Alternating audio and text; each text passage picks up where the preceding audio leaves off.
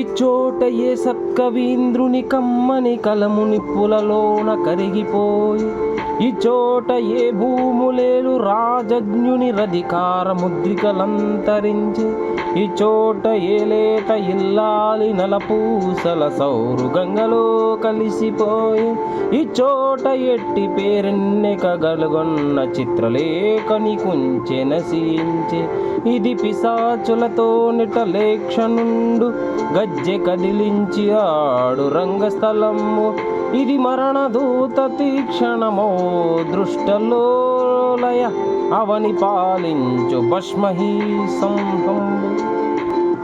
ఇది ప్రతి ఒక్కరికి అనువదించే ఒక గొప్ప మాట. ఎంత గొప్పవారైనా, ఎన్ని భూములు ఏలిన వాళ్ళైనా, ఎంత గొప్ప లేఖికులైనా, వారు పేరెన్నిక గలవారైనా, శ్మశానంలో ఏ భేదము లేదు, అందరూ సమానమే, అందరికీ శాశ్వత నిద్రిచ్చేది ఈ భూమి మాత్రమే అని తెలుసుకున్నప్పుడు ఈ లోకంలో అన్యాయము, దుర్మార్గము అలాంటివి ఏవి ఉండకుండా ప్రజలందరూ శాంతి సమాధానాలతో ఉంటారని జాషువా గారు చాలా చక్కగా ఈ కవితను మనకు అందించారు. Hats off to you Jashuva గారు.